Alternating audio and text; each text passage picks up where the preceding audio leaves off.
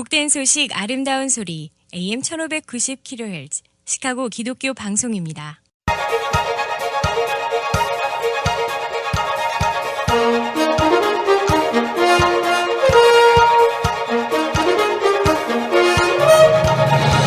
김정일 해설위원의 시사 해설. 세상을 넓게 봅니다. 삶의 지평이 넓어집니다.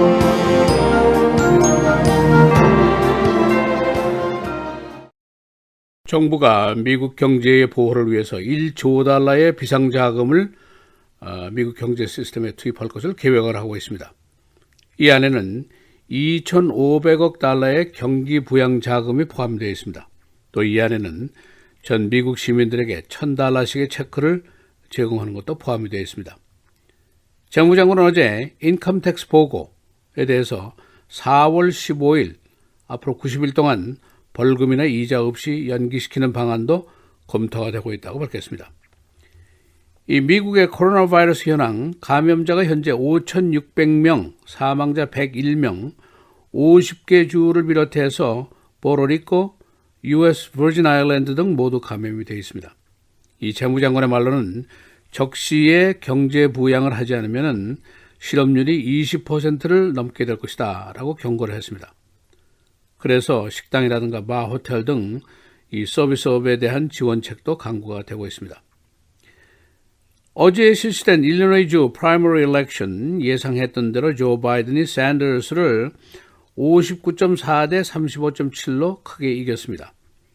그리고 배우 스몰렛에 대한 의문의 불기소 처분으로 독립검사의 조사를 받고 있는 현 쿡카운티 검사장 킴 팍스가 그의 도전자를 48대 33의 비율로 역시 크게 이겼습니다. 어제 시카고와 쿡카운티 지역의 투표율은 코로나 바이러스 사태로 크게 저조할 것으로 예상을 했지만 투표율이 약 30%를 기록했습니다. 그래서 최저 기록을 면했습니다. 오늘은 정부의 코로나 바이러스 위기에 대한 경제 대책이 무엇인지, 또 어제 프라이머리 일렉션의 결과, 시카고 지역의 예선 결과를 종합해 보겠습니다. 이 미국의 코로나 바이러스 상황, 현재 5,600명 감염에 사망자 101명, 전 50개 주가 모두 감염이 되어 있습니다. 그리고 월요일과 화요일 사이에 감염자 수가 800명이 더 껑충 들었습니다. 이것은 아직도 미국 내에서 바이러스 확산이 활발하게 계속이 되고 있다는 의미입니다. 이에 따라서 많은 주와 도시들이 학교를 문을 닫고 식당, 바를 닫고 대중 모임의 숫자를 규제하고 심지어는 통행 금지 조치까지 했습니다. 이 사람이 죽는 것이 가장 무서운 일이고 그 다음에 경제가 이제 무서운 일입니다. 어제 오후부터 제게도 국민들에게 $1,000짜리 체크가 온다 하는 카톡이 여러 번 왔었습니다. 그만큼 시민들의 경제에 대한 불안이 심각하기 때문입니다. 지금까지 나온 경제 대책을 정리를 해보겠습니다. 첫째는 모두 1조 달러 정도를 풀어서 국채를 사들이고 증시를 안정시키고 중소기업들을 지원하고 또 고용 위축을 해소하겠다. 그런 안입니다. 지난 Great Recession 당시에 약 7천억 달러를 풀었었으니까 그때보다 더 많이 풀겠다는 계산입니다. 이 중에는 이제 2,500억 달러 스티뮬러스 플랜, 경기 부양책이 들어있는데 이 안에는 국민 모두에게 $1,000씩 지급을 한다. 그래서 소비를 늘리고 임금 못 받는 것을 보충시키겠다 하는 안이 들어있고, 식당, 바, 호텔, 이 서비스업을 지원해서 이런 사업체의 몰락을 막고 고용을 보호하겠다. 그런 생각입니다. 그리고 이제 당장 인컴텍스 마감일이 있는데 이것을 4월 15일까지 연기시켜서 벌금이라든가 이자 없이 처리하겠다 하는 보관을 가지고 있습니다. 재무장관이 어제 만일 적시에 정부가 비상대책을 실시하지 못하면은 실업률이 20%까지 올라가고 기업들의 몰락을 하고 특히 중소기업들의 파산이 속출할 것이다 라고 경고를 했습니다. 그런데 이 1조 달러든 2,500억 달러든 1,000달러 등 모두 빚을 얻어서 하는 일입니다.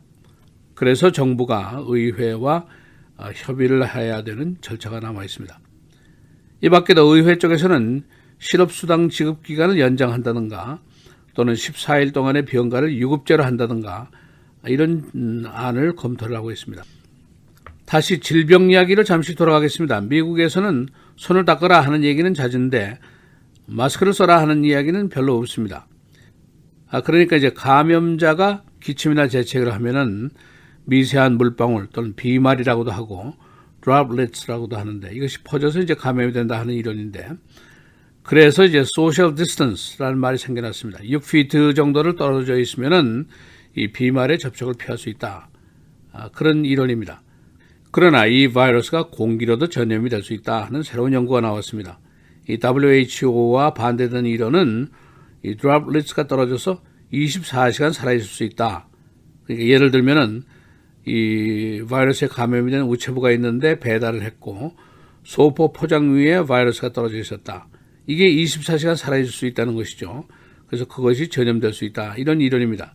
프랑스 보건상은 에스피린은 소용없다라고 어제 공식적으로 얘기를 했습니다. 일부에서는 소금이라든가 식초도 좋다. 그런 낭설까지 나돌고 있습니다. 어제 프라이머리 일렉션 결과 조 바이든 대 버니 샌더스, 일리노이주에서는 59.4 대 35.7로 바이든 승리, 애리조나 42.4 대 29.9로 바이든 승리, 플로리다 61.9 대 22.8로 역시 바이든 승리.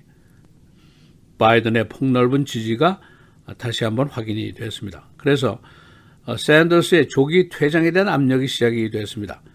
바로 2016년도 선거에서 예선이 장기화되고 힐러리 클린턴의 취약점이 자꾸 나타나면서 결국 본선에서 낙선을 한 예가 있기 때문입니다. 그러나 샌더스가 예선 중반에 손을 들고 퇴장을 할지 여부는 아직 미지수입니다. 이 시카고 지역의 예선 가장 관심사가 쿡 카운티 스테이트 어터니 경선이었습니다. 킴 팍스가 도전자 빌 컨웨이를 48대 33으로 크게 승리를 했습니다. 팍스는 배우 스몰렛의 그 불기소 처분의 의심을 받으면서 현재 독립검사조사까지 받고 있습니다만은 그러나 민주당 쪽에서는 시카고 시장이라든가 일리노이 주지사라든가 쿡 카운티 프레지던트라든가 모두 팍스를 지지하고 나섰습니다. 그러니까 결국 쿡 카운티와 시카고의 민주당 조직이 승리를 했다라고 볼 수가 있습니다. 이 컨웨이는 아버지의 재력에 힘을 입어서 약 $10,000,000의 선거기금을 사용했습니다만 어제 낙선을 하고 말았습니다. 어제 예선이 최저 기록을 수립할 것이다 하는 예상이 있었습니다. 그러나 투표율이 약 30%로 2000년도 기록인 23.1%를 능가했습니다. 우선 코로나 바이러스의 문제로 투표인들이 투표장을 꺼리고 참관인들도 투표장을 기피했습니다. 그리고 일부 투표소들이 이동을 했고 또 투표소에 투표 장비들이 늑장 처리까지 됐고 또 선관위가 초장에 주지사가 예선을 연기했어야 했다라고 비판까지 하셨습니다. 실제로 오하이오주는 연기를 했습니다. 어제 예상보다도 투표율이 높았던 것은 조기 투표가 많았고 메일인 투표가 늘었기 때문입니다. 쿡 카운티는 26.7%를 기록했습니다. 미국과 캐나다 불필요한 여행 통제를 검토하고 있습니다. 어떤 결과가 나올까지는 아직 확실치 않습니다. 몇 가지 팁을 드리겠습니다. 이 social distance, 6피트 이상 떨어져라 하는 얘기인데 이 주변 사람들과 교류하는 방법이 변하고 있습니다. 그러나 주변의 사람들과 친지들과 계속해서 전화를 하고 카톡을 하고 텍스트를 하는 것이 매우 중요합니다. 대화를 계속하라는 팁이 나와 있습니다. 그리고 노인들이 가장 취약한 부분입니다. 가족들 또 주변 사람들이 노인들이 고독하지 않게 계속 관심을 보이고 보살펴 주는 것도 중요하다. 그런 팁도 나와 있습니다. 시사해설 김재일입니다.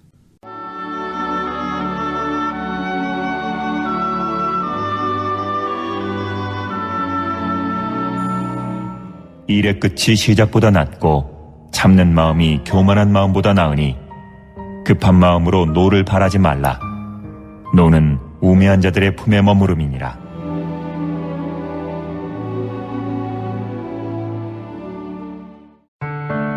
미디어를 통한 세계 선교를 꿈꾸는 KCBS. 이제는 라디오가 없어도 KCBS 시카고 기독교 방송을 실시간으로 청취할 수 있습니다. KCBS 시카고 기독교 방송에서는 쉽고 간편한 라디오 청취 서비스를 제공합니다. 스마트폰 애플리케이션 서비스 안내 앱스토어에서 KCBS를 검색해 시카고 다운타운 그림의 KCBS 아이콘을 무료로 다운받아 설치하시면 스마트폰으로 실시간 KCBS 생방송 청취가 가능합니다. 정규 방송 시간 후에는 CBS 기독교 방송이 실시간 방송됩니다. 또한 시카고 기독교 방송 웹사이트 kcbs1590.org에서 생방송 듣기 메뉴를 통해 KCBS 라디오를 실시간으로 청취할 수 있습니다. 김정일 해설위원의 시사해설 방송도 스마트폰 KCBS 앱을 통해 매일 청취가 가능합니다. KCBS 앱의 왼쪽 상단에 위치한 메뉴에서 J킴 뉴스를 클릭하시면 다시 듣기 서비스가 가능합니다. 또한 페이스북이나 유튜브에서도 김정일 해설위원의 시사해설 진행 방송 청취가 가능합니다. KCBS 실시간 청취 서비스에 관한 자세한 사항은 시카고 기독교 방송 전화 847-583-영원구원 583-영원구원번으로 문의하시기 바랍니다.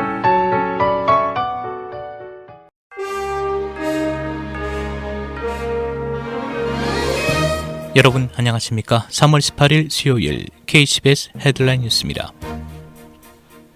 트럼프 행정부가 신종 코로나 바이러스 관련 458억 달러 규모의 추가 긴급 예산안 요청서를 의회에 제출했습니다. 백악관 관리예산실은 어젯밤 의원들에게 보낸 요청서안에서 코로나19 팬데믹이 확산됨에 따라 자원 수요도 증가했다며 추가 예산을 요청했습니다.